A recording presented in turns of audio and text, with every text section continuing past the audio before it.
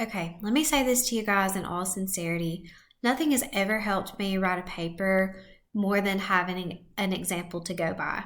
Now, this paper is not perfect. It is still a sample essay by a student.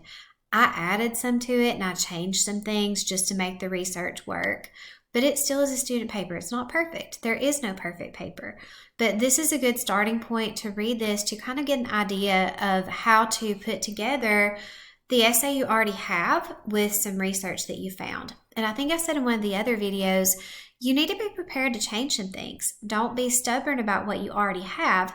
It may be that you find some research that could replace some of the words, some of the sentences you already have written in your essay. You may have to change even one of your body paragraphs. You may find a better idea. If you talked about symbolism in the yellow wallpaper, you may find a better idea in the research and may want to change that paragraph. So just be open-minded to the fact that it may give you a better paper once you start doing some research and looking up these sources to change some things. So this research paper is on the jilting of Granny Weatherall. I don't think any of you chose this story to write either of your essays on. I could be wrong, but I don't remember there being one. The thing about the jilting of Granny Weatherall, it's a really tough story because we get everything from Granny Weatherall's stream of consciousness perspective while she's dying, while her memory is fading, while her senses are failing. So we have to put together the pieces. It's very ambiguous. We have to put together the pieces based on the people she mentions and the events that she mentions into what her story is. So that's kind of the topic that the student chose, the ambiguous reflections on the life of Granny Weatherall. I'm going to read the introductory paragraph and we'll kind of talk about it. In Catherine M. Porter's The Jilting of Granny Weatherall, the narrator conveys the tendency of the human mind to become hazy and disoriented as physical body nears death. The story consists of the last thoughts from Granny Weatherall reflecting on her life while on her deathbed. Her children gather around her bed to bid her a foggy farewell alongside Dr. Harry and her priest. The narration is told through Granny Weatherall's ambiguous stream of consciousness, leaving the reader to put together the puzzle of both her memories and present thoughts. So that kind of gives us a basis about what this essay is focusing on. What's the context? This is all taking place while Granny Weatherall is dying. Her children are there to tell her goodbye, and the narration is all through her stream of consciousness, whatever comes to her mind, no kind of chronological order. This is the thesis statement. It's highlighted. Porter uses imagery, ambiguous characterization, and symbolism to help the reader put the pieces of the puzzle together and to answer the questions surrounding Granny Weatherall's reflections on a lifetime of experiences and a present reluctance to accept the prospect of death. Now that has two things. It has an essay map. I know from this that the first body paragraph should be about the imagery that she uses to reveal Granny Weatherall's reflections, the ambiguous characterization, all those characters that we have to figure out, and symbolism. But the really important thing that some of you missed just a little bit when you wrote your essays the first time, it has to have a literary claim. Okay, the part of that that's the literary claim is that she is reflecting on a lifetime of experience and a present reluctance to accept death. And so I'm telling in my essay, I'm explaining how the writer uses these three literary devices to do this. Make sure that your claim has that. It has three literary devices and what it's being used to do, okay? If you choose the poetry essay, it's going to be a little bit different, but either way, make sure that your thesis statement's making a claim. Every topic sentence should point back to that. So this first topic sentence, first Porter uses imagery to introduce the idea that Granny is losing her clarity of thought, that should be thought, not though, as she nears death, though her mind is still notably active. So this whole paragraph is about the imagery that the writer, the speaker, the narrator, uses to introduce the idea that she's losing her clarity of thought. She's losing being able to think clearly or chronologically, though she's still thinking a lot. She's thinking, but it's not necessarily clear or accurate. And so I wanted to point out this first citation. This is a citation that this student should have already had because this is from the short story itself. And this student will need to make sure on her Works Cited page that she has the full citation from that story, which she probably already has in her essay the first time she was supposed to have. Okay? This is where she added some information from a source. She says literary critic, and by the way, anything that you take from Gale literature is written by a literary critic. So you can give whatever author wrote your article that distinction. This is the name of the author who wrote that article. Literary critic Robert Spritch claims, quote, and this is what I'm using to introduce that quote. Literary critic Robert Spritch claims, the man who takes the reins of Granny's life could be either Jesus or George. George was the man who jilted her, who left her at the altar, if you don't remember. She would recognize them both by their hands. Though the symbolism of birds singing a mass, through the symbolism of birds singing a mass, she implies that it is Jesus, but this too may be her wish for a sign from God. The ambiguity is carefully maintained. All right, all that the writer of this essay used here was a page number. Now, on your sources from Gale, if there's a PDF option, make sure you choose it because that's going to give you page numbers. If you choose a regular HTML document, it's not going to have page numbers. If you want to count paragraph numbers and be super organized, you can. You would just need to put PAR 6 instead of 6, PAR period 6. You don't have to do that. As far as I'm concerned, if it's not a PDF article, as long as you have who said it, either in the sentence or if you don't mention his name in the sentence, you have it here, I'm fine. Now, anything you take from a source, whether it's paraphrased or quoted word for word, has to be cited. Otherwise, you're plagiarizing. Otherwise, you're taking credit for someone else's work and not giving them credit. You're depriving your reader of the ability to look further into what you're explaining. They may want to read that article themselves.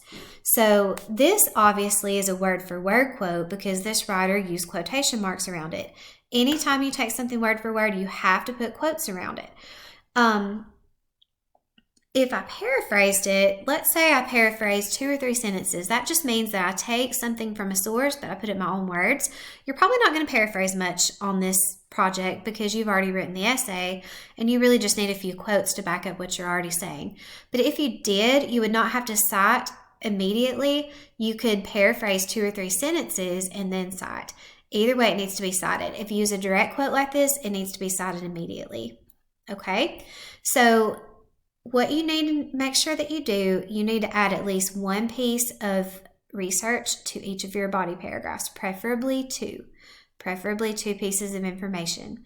Okay, next body paragraph, my topic sentence. Porter uses the vague details to characterize the people who've played pivotal roles in Granny's life, leaving the reader to piece together her memories through the descriptions of the characters. So I know this paragraph, and by the way, that points back to my thesis. Remember my second part of my essay map, ambiguous characterization. So I know this paragraph is going to be about the particular names in the story through which we figure out some things about Granny and her past life, her reflections on life. So I have a quote from the story. My first piece of actual research, where is it? Here it is. Author Roseanne Hoffel claims that, quote, text reveals that Hapsy's significance in Granny's life supersedes that of all the others, including George, John, and her children. She was instead Granny's close friend with whom Granny shared an emotional, spiritual, and perhaps intellectual bond. Again, I used the critic's name in the sentence, so all I had to put was a paragraph number, and I really wouldn't even have to put that, as long as I told here. Now, if I did not use her name in the sentence, I would need to put Hoffel in parentheses here. Okay, here's another quote from Hoffel. Hoffel writes, that's my introduction, comma, quote, for Granny, heaven exists only if she meets Hapsy again. For just as life without Hapsy was hard, so would afterlife be. Then I have one more quote, and this one's a different type. Well, a little bit. Bruce French comments on the use of Hapsy and Granny's memories. So here I'm introducing this quote with a complete sentence and a colon. That's another strategy, and I did post those 3 strategies, that PowerPoint presentation, again in this module. I think I posted it in probably 5 or 6 modules throughout the semester, so I hope you've looked at it at some point. And really importantly, I always want to make sure that I have a concluding sentence. This one could be, well, this one's pretty good because it does mention Hapsy, George, and John, how they're purposefully vague and they hold a key to understanding Granny's reflections on life and her acceptance of death. Make sure you have a concluding sentence that closes out each body paragraph. Okay, last one, and she used a transition word here. Good job, mystery student. Finally, the symbolism in the story is helpful in interpreting the story's narration and the emotions and memories of Granny Weatherall. Symbolism was my third item in my essay map. I'll start right out with a quote from William Nance. Hopefully he's on my Works Cited page. And I have a few more quotes right here. Let me show you this one, and then we'll look at the Works Cited page in the conclusion. When Granny dies, she sees the blue light from her lampshade go out, symbolizing feelings of uncertainty regarding her decision to accept death. The nearby light not only reminds Granny of the ceremony of lighting the lamp for her children, but also the day of her jilting. So this time, the student did not use this last name in the introduction of that quote. She created the introduction of the quote, and then she's putting the last name and the page number here. Most likely, this came from an actual book, and let me take a moment to encourage you to actually use the library and find a book. They have lots of literary criticism books in the library, even some ebooks. So do your best. This would be great practice for your literature class that you'll have to take next, most of you, to find an actual book and not just use database sources.